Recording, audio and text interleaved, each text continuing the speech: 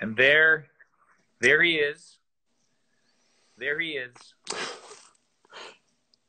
Always on time, always punctual. I've never been accused of either of those two things, my friend. I'm well. How are you? I'm good. Happy holidays, man. Happy holidays. Again, I didn't go with tea for the third time in a row. Apple cider. You son of a gun. Congratulations. That is a wonderful feeling to Thank you, man. To finish that step. That's big. It took, when I think of the timeline of pushing through the first 6 issues of writing the draft, of 7, Most Secret Tale, I believe it was a year. And for the 6 issues. And for the 4 issues of Peregrines, I believe it was 2 years. Of writing them into a story, like a script. Right? So the ideas were there, notes were there. Right. Issues had already been written and worked on. But to actually have a beginning, a middle, and an end in one printed, stapled script, 2 years, I believe. I don't think I made a face when you said 2 years as if it was a bad thing. But yes, I also wear my feelings on my face.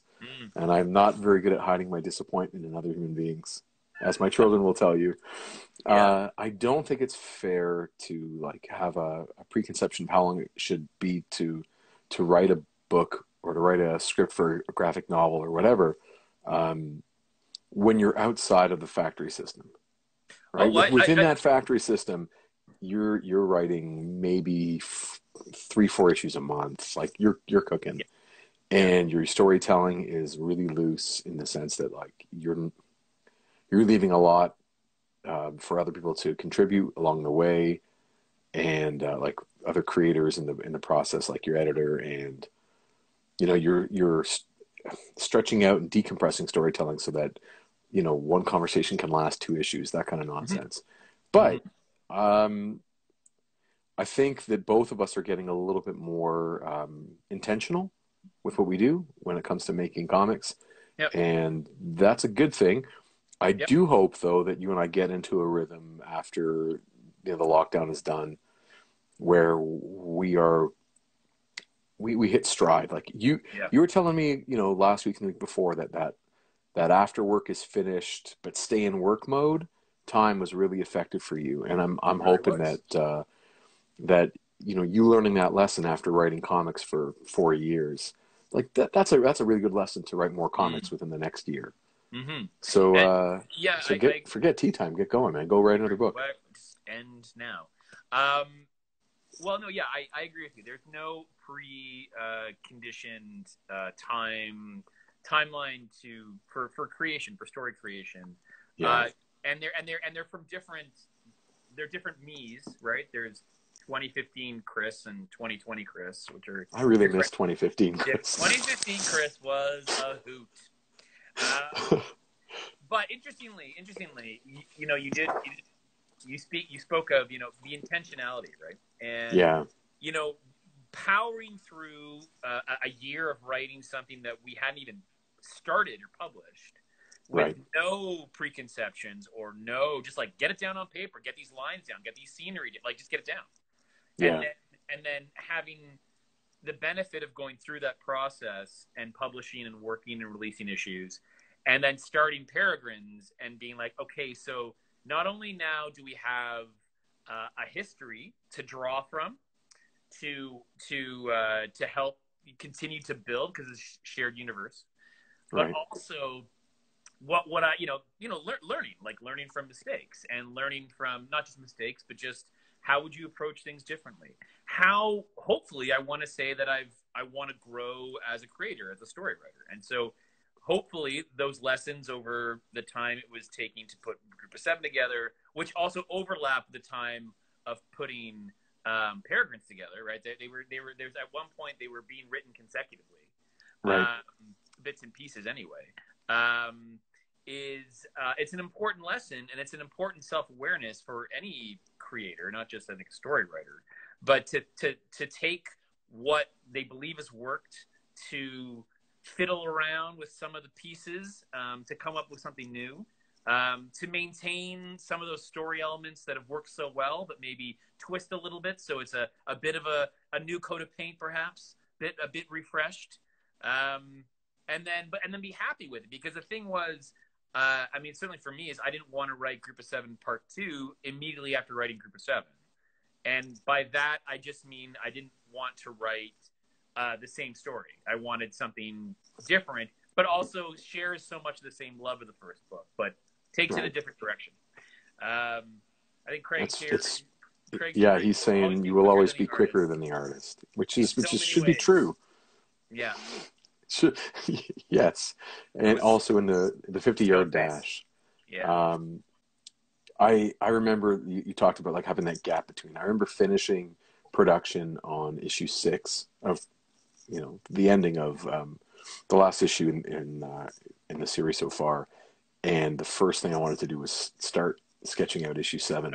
And I had done layouts for small thumbnails for issue 7 for a while, and been tinkering and playing around and seeing how much of it I wanted in terms of pacing to have like that really slow mood to the start, and reading maybe some Watchmen, Dave Gibbons stuff, and having those panels, and readers will see that first page. You can see that I'm reading Watchmen again around that time period. Maybe the show was on, and it was on my mind. So you can see, like, I play with pacing and trying different panel shapes and different page layouts compared to the last issue of Group of 7. But in December and January last year, I drew the whole issue out, lettered the whole thing, did rudimentary lettering, and was really, really raring to go. Like, I could not wait to get to the board and finish that issue. That is by far my favorite stage of the process, is like taking your script and then, okay, let's turn this into 22 or 24 pages. And it is so much fun to do. So the issue has, and I'm going to stick to what we did, about a year ago, because it has a certain energy to it. Yeah. And I paced it out for like maximum readability, for fun, and to make sure that the story it moves at the pace that we intended, and it's fun. It's a fun one to go through for sure. I think people are really going to like it. So I'm very excited to continue on with that, and just counting down the minutes until I get some days in a row where I have 8 hours. I was complaining to our friend Scott about this very thing, and he just wrote back like, yeah, time is the enemy of all cartoonists, or time is the challenge, or however he phrased it, and I have to just keep that in mind. Like, I can't let time dictate when I'm gonna go. Craig is asking, have we ever considered the Marvel method, implying that that you pitch something loosely, I draw based on a description, and then you go in and script after that. I think sometimes, no, we haven't like formally ever said that that's what we should do. But I don't know if the Marvel method works best for individuals who are only working on one book at a time. The way I see it, and you can correct me if I'm wrong, Craig, or any other people who see this that think differently of that time period. But when the Marvel method is developed, Stan Lee is overseeing the brand, and the best way for him to work is to put a whole bunch of plates up on pins and spin them, and then go around and continue with the rest of his work with promotion and scripting things was sort of the afterthought. Like, let's get all my cartoonists in the bullpen busy with their stuff, and when they're done with their pages, I'll come take a look, and then I'll just fill them in, as we go. That's not really where you and I are at. Like, you don't have multiple projects that you're doing where you need to keep me busy while you spin out some other plates. Sorry, go for it. Yeah, no, I was going to say it's interesting because actually you and I were talking about the Marvel 616 series on Disney Plus. Mm-hmm. And one of the episodes is on the Marvel method. And yeah, just to your point, yeah, Stan would almost come in with, and yeah, please, if people out there want to correct me, go right ahead.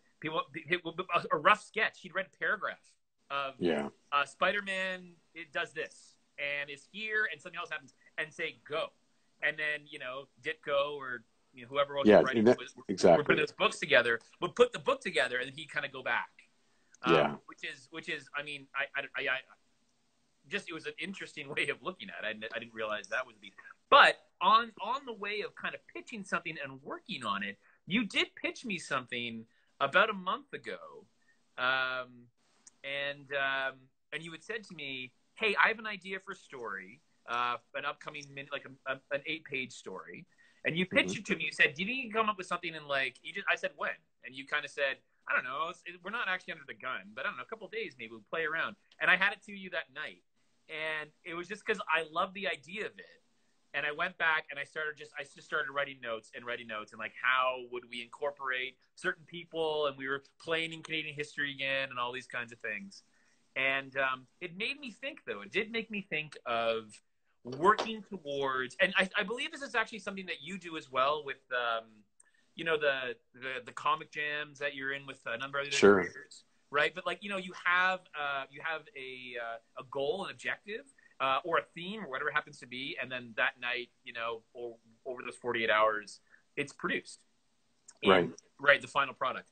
And it did make me think of the difference between writing something like this, like long form, like getting it out and seeing it, and also the spontaneity that I felt when you pitched me that idea, and which will show up in a future Group of 7 piece. There's a future Group of 7 thing? There's so much future. I'm so excited. Are you referring to the thing with the father and son? You were exactly. Okay. Because we went back and forth on it, and then within that night, I had put together the skeleton of what I thought it could be. And, that's kind of like the reverse Marvel method, or like a Marvel method 2.0, where the visual one says to the writer one, I have an idea, can you write the thing? Right. And then it will. Did you really write an 8-pager for that? Well, I wrote in script wise, it's probably about 3 pages, but absolutely with the plotting, it could absolutely be like a 6-8 pages. I thought it was going to be 1. No, it has that reveal at the end with a 1 page. No, I'm going to make you draw, man. Oh. I thought, maybe okay. It's not 8 pages. Maybe it's 4. I don't know. The point is, it could be whatever it needs to be. So to answer Craig's question directly, no, we haven't thought about doing the Marvel method as we understand the Marvel method, but we definitely, as a tandem, are open-minded to different ways of generating a comic or a story within a comic. And I was teasing Chris, and it was sincere when I said it before, Chris, that I would love it. You already know what I'm going to say. I would love it if you would lay out a page to the max of your ability, like whatever you can do, picking what viewpoints and panels or whatever. So whether it's a short story, full story, 1 page, whatever, I want you to get some layout credits. Well, I did that for that. You did? I did. It's in our shared drive. I don't know if you have a chance. Yes. To see that. But it's in there, and it has. It's the first time I've ever written like panel 1, view on this, panel 2. Like that's just called bossy writer. What's that? That's just called being a bossy writer. Those aren't layouts. Exactly. You got to draw something. You got to draw and photograph it or scan it. I just assume that you'll know because you got to draw it. And stick figures are totally 100% acceptable. The loosest of things. You know what you should do? You should, if you can ever find, maybe I'll try and find for you, some Frank Miller layouts that he did for Klaus Janson when they're on a Daredevil, which you are a fan of. So it gets to the point where it starts with Miller as penciler, and slowly but surely he takes on the writing duties and then brings Klaus Janson in. And slowly but surely over the run, Janson does more of the visuals and Miller sticks to the writing. And eventually gets to the point when Janson will do, I think, a full couple issues on his own with Miller just writing. But a whole bunch of those issues, Miller just does like really loose like panels and just gestures as to where characters are, where the body parts are essentially, and lets Janson figure everything else out. And you can probably do, I believe in you. I would love it. Layouts by Chris Sanigan. It'd be so cool. It'd be such a neat a neat feather in your cap to do. And then I I would think, also, yeah, I I get looking to forward embellish to. your artwork. It'd be kind of cool. I'm looking forward to. I mean, it's again, we're already talking about projects post Peregrines, Yeah. and I think that's part of it is we're always kind of thinking a little bit ahead, because it is intertwined, and it's also we try to find the fun for us in making sure that we're enjoying ourselves. And so Yeah. and to your point, I think that would be an absolute cracker of a short story. The bulk of everything I've ever written has been on my phone because it's there beside me. Maybe it needs to be less beside me. Maybe, who knows? I don't know. Talk about habits here, but point is, it's there, and I'm constantly writing notes. I'm constantly, oh, that would be interesting. Oh, that would be interesting. Yeah. And then I'll go back, and I actually put the original notes. They were on my phone. I put the original notes for Group of Seven off my phone in our drive like a week ago. I just took them off my phone, like the original notes of from 2014 about what we think this could be. Right. And it's funny. It's a different product. It's similar, but it just it has all these different. It goes in different directions, right? Yeah. And anyway, so it's a fun. Maybe that'll be when we do the omnibus. Hardcover omnibus Group of Seven artist edition collection. No, we'll have I'm that. pretty confident. I'm pretty confident in saying that the art generated for the first 6 issues will not be reproduced again in any kind of artist format. Well, that's another story altogether. I've been busy this week with changing subjects here, with making some other art. I know I finished my 4th Mando print, which was a lot of fun to do and to work on, more coloring techniques. And now that I have a printer that prints at the size, like playing with, inks as opposed to just working on what happens on my computer screen, but actually what happens in terms of the results, and getting to edit as I go and make adjustments based on artist proofs. It's hugely advantageous. And if I was ever printing comics, or beside the printer when comics came out, those books would never get done because there's constant room for modification and adjustment, especially once you bring color into the mix. You were going to ask a question, I think. Well, no, I was going to comment. I was going to critique. No, I was going to comment. I was going to say to you that I love the what I'm going to refer to as the sunset hues, the soft purples and pinks that you've colored those Mando prints with. I think in one sense, some of those hot pinks are absolutely. I think of them as seeing a Marvel comic from the '80s, very much. Sure. But it's the softness of that light, and I don't think we see enough of. Yeah, it's hard to see on this one, but it looks very gray on screen, and that was one of my big troubles. I remember photographing the first, the one I printed, and photographing it, and then seeing the photograph of it, and it's incredibly gray. In person, it's much more vibrant. It's much more pink and purple. And then the magenta and cyan really pop too. But it doesn't. This one doesn't photograph well. But I'm not making it for photographing. I'm making it to be a printed object. But I like those because there are four prints. I wanted them each to have a bit of a different palette. And 3 and 4 are much heavier on the magenta side. Like here's 3. Mm-hmm. That one has kind of a bit of a grape background, but lots of yellow there too, as he's blasting away with Yoda our baby Yoda on his hip. It's fun to do, man. This was a really fun side thing, a fun way to experiment with different textures and rendering techniques and colors that I wouldn't get to do in Group of 7. And so it was a really fun exercise, and it looked neat. Sold a bunch. Happy about that. And it's been fun. It all goes back into the pot of getting to upgrade materials and help fund our projects too. So it's a lot of fun for that. I'm very happy about it. Yeah, I see. And you even keep busy with and what? Yeah, and experimenting with different papers. Yeah. And learning what kind of toothiness I like in paper and what I can print with and what works and what doesn't. So it's been a blast. Yeah. I took your advice, by the way. You finally use soap? What piece of advice did you take? I'm not ready to go that far yet. Okay. No, I took your advice about watching the Mandalorian gallery. Oh, cool. Speaking of Mando. And speaking of Mando.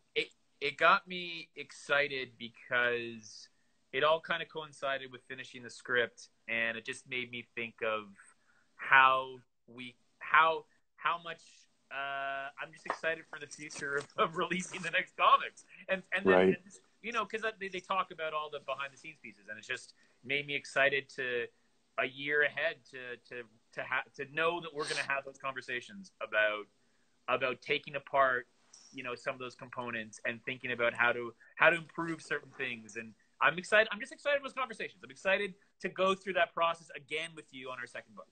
As of today, Group of Seven, Most Secret Tale is available to buy on Comixology, the world's largest digital online comics retailer.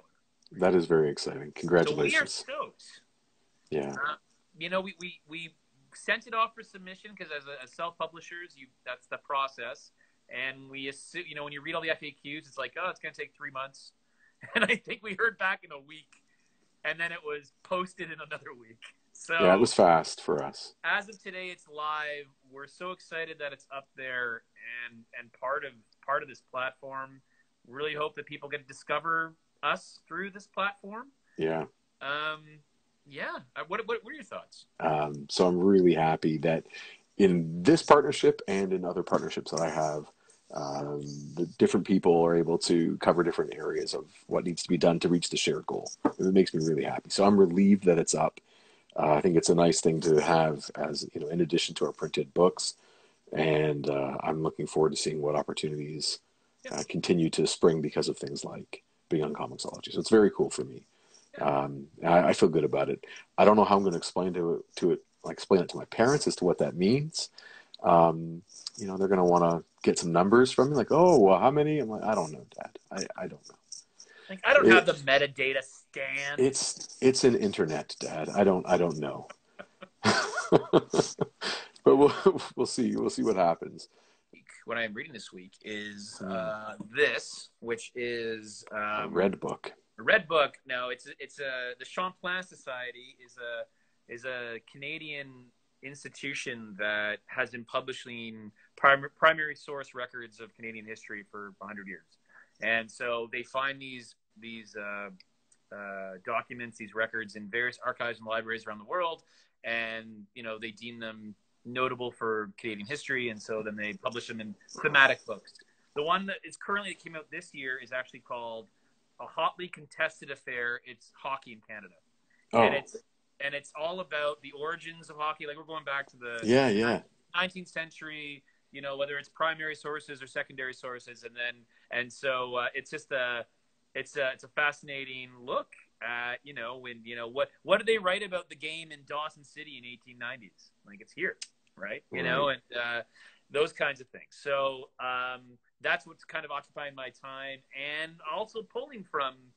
I tend to take these opportunities to look for little nuggets, as I talked about, right, for storytelling. So, is there a hockey scene coming up in an upcoming publication? I have thought about one. So yeah.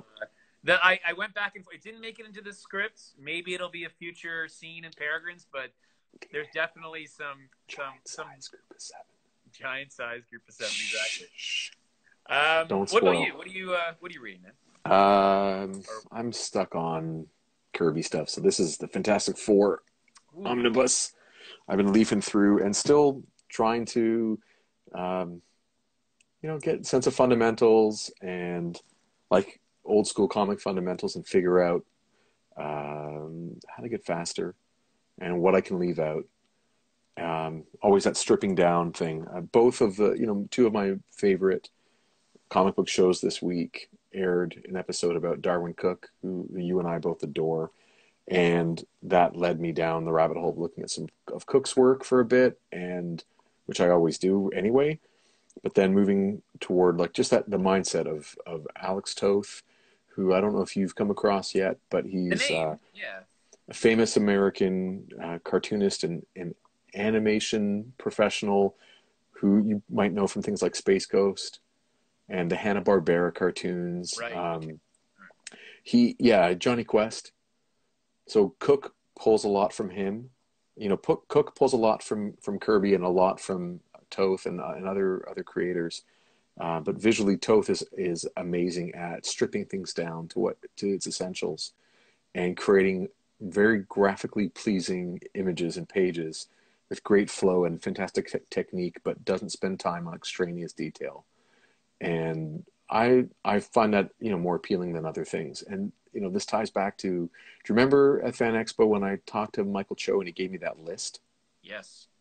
So the list went like along the line, like Toth is along the line. So I'm supposed to be. Michael Cho gave me a list of cartoonists who developed a style of simplifying things and doing a lot of ink spotting, or as people call it, black spotting or spot blacking, using shadows and black shapes and things to create the images, sort of like the foundation of the images. So I've been kind of going through that list a little bit, but Toth is on my mind and Cook's been on my mind a lot, and Kirby. So that's sort of what I've been reading this week. Well, we will do this again in the new year in 2021. Looking forward to it. And we hope to have some more announcements sooner rather than later. So folks out there, stay tuned to all our channels. Take it easy, man. Take care, man. Bye.